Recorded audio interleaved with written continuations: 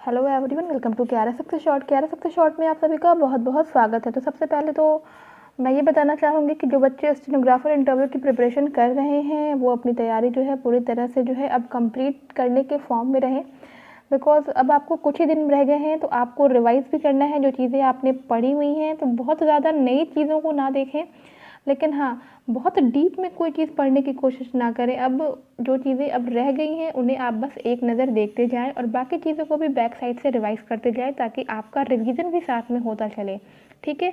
और जैसा कि मैंने आपको बहुत सारे टिप्स भी दे दिए हैं इसके लिए, और मेरे चैनल पे आपको बहुत सारे इंटरव्यूज़ के वीडियो भी मिल जाएंगे, तो आप उसे देख सकते हैं और देख करके अपनी जो इंटरव्यू की प्रिपरेशन है उसे और भी बेटर कर सकते हैं। तो आज मैं लेके आई हूँ आप ही सब लोग के लिए जो है एक बहुत ही इम्पॉर्टेंट टॉपिक। ठीक है, क्या है वो आपको दिख रहा होगा मेरी थंबनेल पे, CAB, CAA, NRC क्या है। इसको आपको मैं बताऊँगी पूरे विस्तार से आज की ये क्या होते हैं, इनके बीच में क्या डिफरेंस है। ठीक है, तो ये हर तरह के एग्ज़ाम्स के लिए और हर तरह के इंटरव्यूज़ के लिए बहुत ही ज़्यादा इम्पोर्टेंट टॉपिक है। तो मेरा वीडियो आज शुरू करने से पहले जो लोग मेरे चैनल पे नए हों वो मेरे चैनल को सब्सक्राइब कर लें और वीडियो को लाइक और शेयर ज़रूर से कर दिया करिए। तो चलिए शुरू करते हैं हमारा आज का वीडियो। तो CAB, CAA और NRC, अगर आप भारत के नागरिक हैं तो आपको ये जानने का हक भी बनता है और ये जानना आपका फ़र्ज़ भी है कि क्या है CAB, CAA और NRC। तो शुरू करते हैं। सबसे पहले तो मैं आपको ये बताना चाहूँगी कि क्या होता है CAB, CAA और NRC। तीनों का फुल फॉर्म जान लेते हैं, इंटरव्यूज़ में ये भी पूछ सकते हैं कि क्या होते हैं CAB, CAA और NRC। तो CAB का फुल फॉर्म होता है सिटीजनशिप अमेंडमेंट बिल, CAA होता है सिटीजनशिप अमेंडमेंट एक्ट और NRC होता है नेशनल रजिस्टर ऑफ सिटीजन्स। अब आती है बात CAB की, यानी कि नागरिकता संशोधन बिल। ठीक है, सिटीजनशिप अमेंडमेंट बिल, यह लोकसभा में 9 दिसंबर 2019 को पास कर दिया गया था। डेट याद रखिएगा, पूछा जा सकता है कि CAB को यानी कि नागरिकता संशोधन बिल लोकसभा में कब पास किया गया था। तो ये पास किया गया था 9 दिसंबर 2019 को। ठीक है, जो इम्पोर्टेंट क्वेश्चंस रहेंगे मैं साथ में यहाँ पे आपको बताती रहूँगी। राष्ट्रपति की सहमति इस पर कब मिली थी, वो मिली थी 12 दिसंबर को, ये भी ध्यान रखिएगा। लोकसभा में पास हुआ था 9 दिसंबर 2019 को, राष्ट्रपति की सहमति मिली थी इसको 12 दिसंबर को। ठीक है, और राष्ट्रपति के हस्ताक्षर होने के बाद से यह एक कानून बन गया था। ठीक है, पहले ये क्या था, ये एक बिल था, राष्ट्रपति के हस्ताक्षर होने के बाद से यह एक कानून बन गया था और अब इसका नाम क्या हो चुका है, अब इसका नाम हो चुका है नागरिकता संशोधन एक्ट। ठीक है, यानी कि जब राष्ट्रपति ने उस पर हस्ताक्षर कर दिए तो ये एक कानून हो गया, और जब ये कोई चीज़ कानून बन जाती है तो वो बिल ना रह करके वो एक्ट हो जाती है। इस बात को ध्यान रखिएगा। ठीक है, एक बार और रिपीट कर रही हूँ, लोकसभा में 9 दिसंबर 2019 को पास किया गया था, राष्ट्रपति की सहमति बनी थी इस पे, यानी कि 12 दिसंबर को राष्ट्रपति के हस्ताक्षर होने के साथ साथ यह कानून जो है ये क्या बन गया था, ये एक कानून बन गया था और अब इसका नाम हो चुका है नागरिकता संशोधन एक्ट, यानी कि CAA। समझ में आ गया होगा। एक बात नोट करिएगा यहाँ पे कि जब कभी कोई कानून का मसौदा या फिर ड्राफ्ट तैयार होता है, ठीक है, जब कोई कानून का मसौदा या फिर ड्राफ्ट तैयार होता है तो वो बिल कहलाता है। यानी कि जैसे ही इसे संसद के सामने रखा जाता है तो ये क्या हो जाता है, ये एक बिल हो जाता है। ठीक है, जैसे ही इसे संसद के सामने रखा जाता है यह एक बिल हो जाता है। आइए देखते हैं आगे। एक क्वेश्चन आपसे और पूछा जा सकता है कि सबसे पहले CAB प्रस्तुत कहाँ किया गया था या फिर कब किया गया था। तो सबसे पहले CAB यानी कि सिटीजनशिप अमेंडमेंट बिल जो है प्रस्तुत किया गया था 2016 में भारत की संसद में। क्वेश्चन साथ में देखते रहिएगा और ब्रीफ में भी पूछा जा सकता है आपको कि बताइए CAA, CAB और NRC क्या होते हैं। तो देखो, ये अमेंडमेंट बिल है। और क्यों है ये अमेंडमेंट बिल, यानी कि यह एक, इसको हम क्या बोलते हैं, सिटीजनशिप अमेंडमेंट बिल यानी कि संशोधन बिल। तो क्यों है ये एक संशोधन बिल, इस पर देखो पहले से ही कानून है। ठीक है, इस पर पहले से ही एक कानून है जो कि 1955 का है, जिसका नाम है नागरिकता अधिनियम। ठीक है, ये संशोधन, इसका जो है संशोधन है, इस पर पहले से ही एक कानून है 1955 का, उसका नाम है नागरिकता अधिनियम। इसमें कुछ संशोधन या बदलाव किए गए, इसके लिए एक ड्राफ्ट बनाया गया और संसद के सामने उसे रखा गया। जब संसद के सामने हम ड्राफ्ट रखते हैं तो ये क्या बन गया, ये बन गया सिटीजनशिप अमेंडमेंट बिल। ठीक है। संसद के सामने जब ड्राफ्ट रखा गया तो ये क्या बन गया, ये बन गया एक बिल। लेकिन जैसे ही ये संसद से पारित हुआ 12 दिसंबर के दिन राष्ट्रपति ने इस पर अपने हस्ताक्षर किए तो ये एक एक्ट बन गया और इसे कहा गया सिटीजनशिप अमेंडमेंट एक्ट।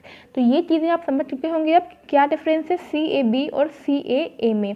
संसद के सामने जब हम ड्राफ्ट रखते हैं, ठीक है, तो क्या बन जाता है ये सिटीजनशिप अमेंडमेंट बिल, और जैसे ही संसद में इसे पारित होता है ये, यानी राष्ट्रपति ने इस पर अपने हस्ताक्षर कर दिए होते हैं, तो ये बन जाता है एक एक्ट जिसे हम बोलते हैं सिटीजनशिप अमेंडमेंट एक्ट। तो ये चीज़ आपको अब पता हो गई होगी।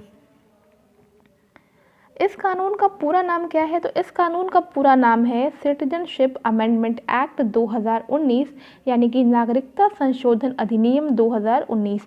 बहुत ही ब्रीफली और बहुत ही अच्छे तरीके से समझाने की कोशिश कर रही हूँ, अच्छे से सुन लेना, 1 से 2 बार सुन लोगे आपको पूरी तरह से ये समझ में आ जाएगा।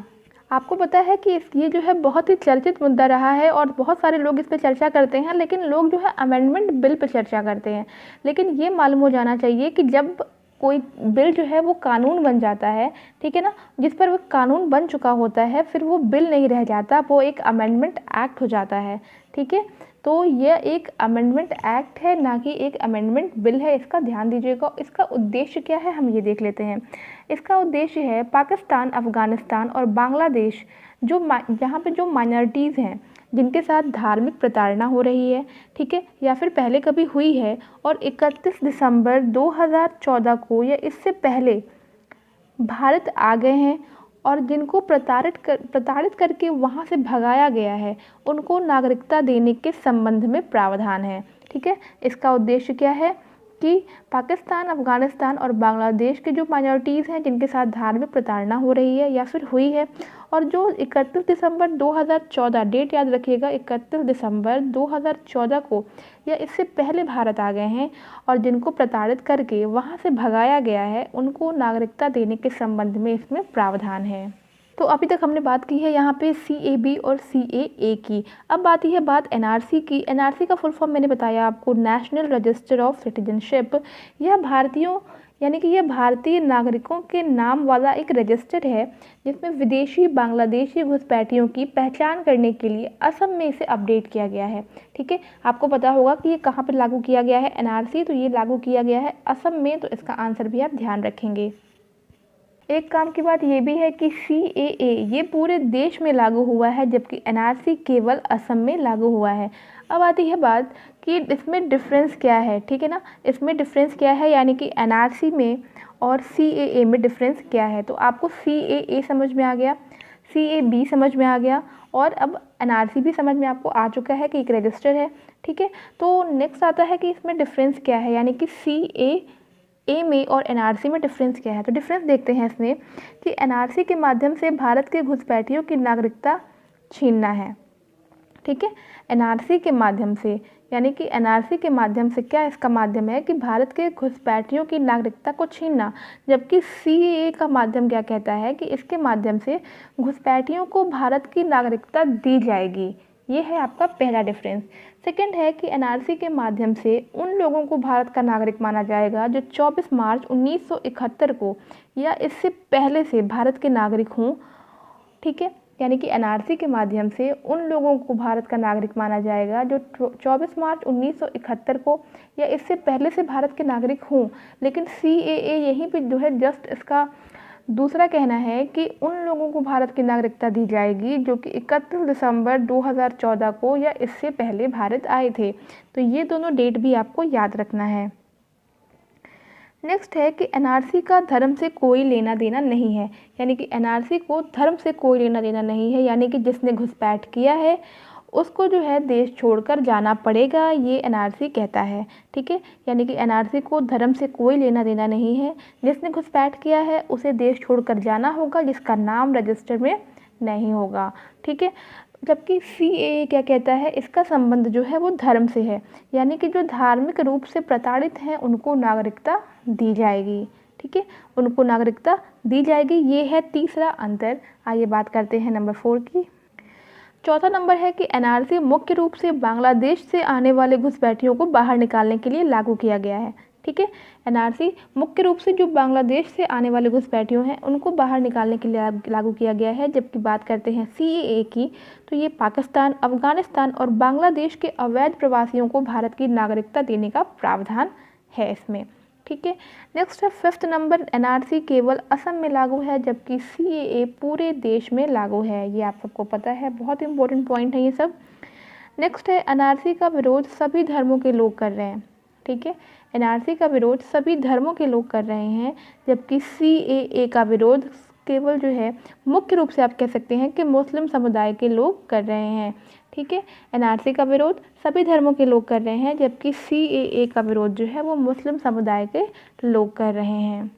तो आपको समझ में आ गया होगा बहुत ही अच्छे तरीके से कि सीएए, सीएबी और एनआरसी क्या है। और डिफरेंस की बात रही तो देखो, सीएबी पहले एक बिल था जो पारित कर दिया गया है, यानी राष्ट्रपति ने हस्ताक्षर कर दिए हैं, तो वो एक कानून बन चुका है जो कि अब एक्ट हो चुका है, यानी कि वो सीएए हो चुका है।